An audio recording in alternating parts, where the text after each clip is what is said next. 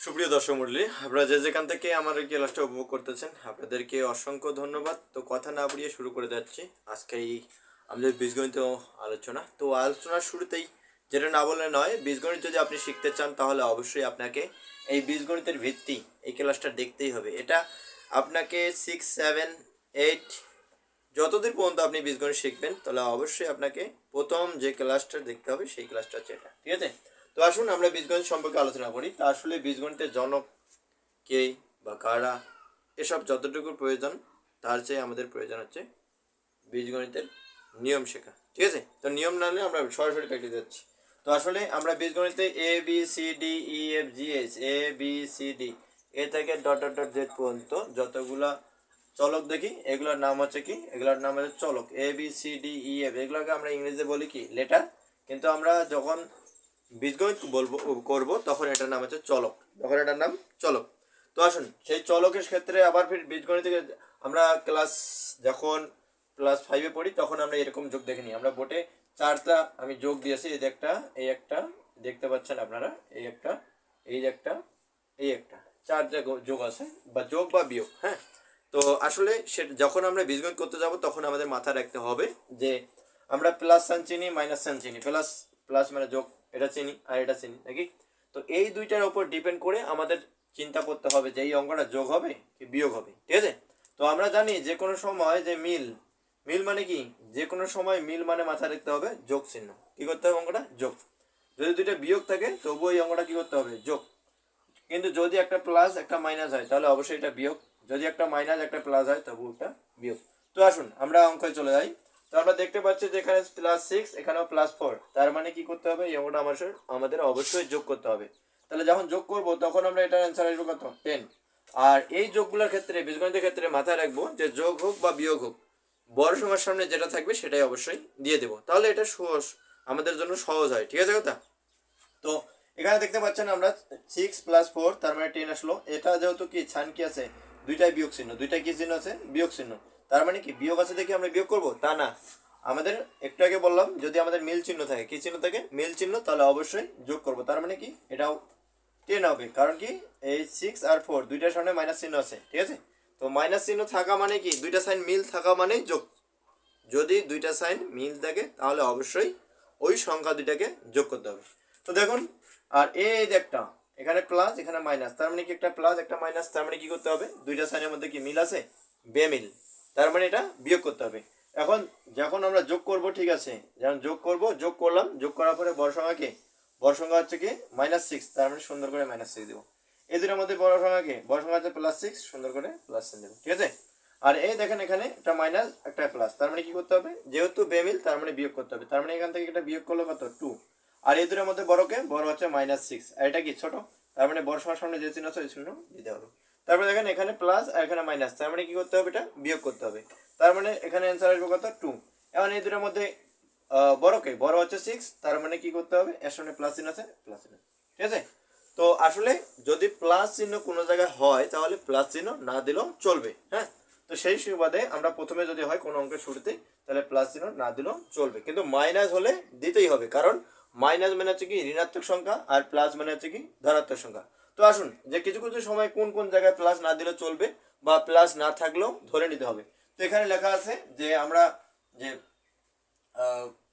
যে যোগ চিহ্নের অদিষ্ট অবস্থান, যোগের অদিষ্ট যোগের, ঠিক আছে, যে যোগের স্থান মানে যে যোগের লুকায়িত অবস্থান কি কি কোথায় কোথায়, এগুলো আমরা এমনি চিহ্ন নকশার জন্য দিয়েছি, হ্যাঁ।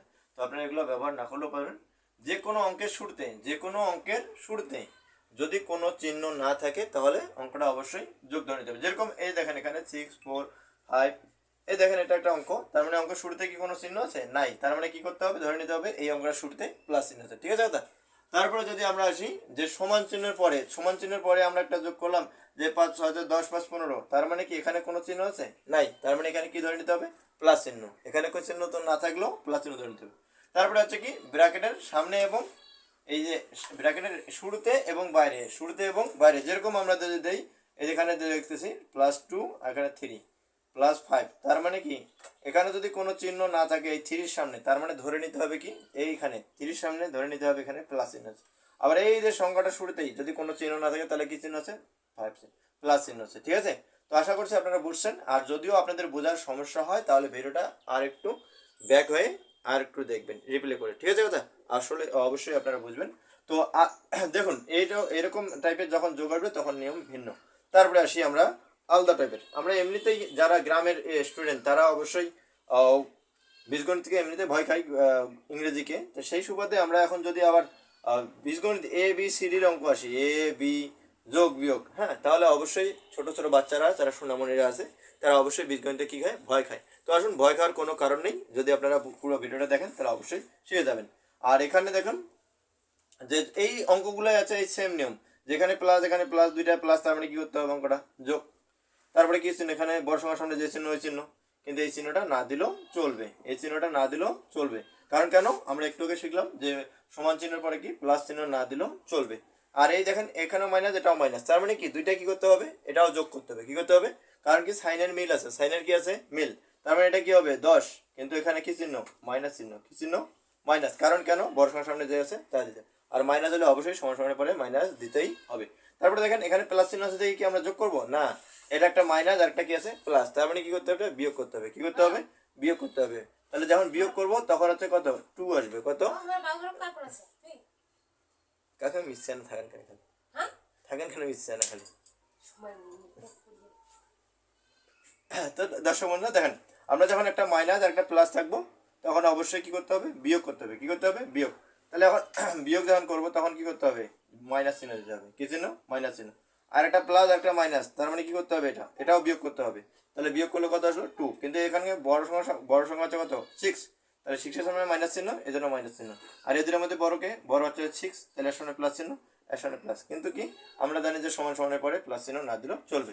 তো আসুন আমরা এইরকম যোগ বিয়োগ এখন শিখবো। হ্যাঁ, তো এরকম যোগ বিয়োগ শিখতে গেলে আমাদের কি করতে হবে, যে আমাদের মাথায় রাখতে হবে যে যেহেতু তাহলে আমরা এমনিতে বীজগণিতের অঙ্ক কিন্তু খুব একটা ভালো একটা বুঝি না। তো সেই সুবাদে আমরা এগুলো অঙ্ক সহজ, যদি আপনারা ফুললি ভিডিওটা দেখেন তাহলে অবশ্যই শিখবেন। তো আমরা সাধারণত জানি কি এখানে যদি যোগ করি তাহলে 3 আর 2 কত হয়, 5, কিন্তু জন এখানে জন আছে কয়টা, জন আছে 2টা, জন আছে কয়টা, 2টা। তাহলে আমরা কি 2বার জন লিখবো, এভাবে জন জন লিখবো, জন জন 2বার লিখবো না, আমরা লিখি না, জন তো লিখি কয়বার, একবার। যেরকম এখানে 5 6 কত, 11, 11 হল লিখলাম, ঠিক আছে, কিন্তু এবারে কি দুইবার টি লিখি, টি তো লিখি না এভাবে, তাহলে কবার লিখি, একবার শুধু টি লিখি। তাহলে সেই সুবাদে আমরা যখন এখানে কি হচ্ছে, তার মানে যোগ হচ্ছে কিসের, শুধু সংখ্যাগুলার, আর এই যে চলকগুলা বা এই জন কথাটা একবার আসতেছে। তো তদ্রূপ যদি এরকম যোগ থাকে আমাদের বীজগণিতে, তাহলে 3 আর 2 যোগ করলে কত হয়, 5 হয়। কত হয়, 5। আর এ যোগ করলে কত হয়, শুধু এই হবে। তাহলে সেই ক্ষেত্রে এখানে যদি এটা হয় যে 5 আর 6 যোগ করলে কত, 11।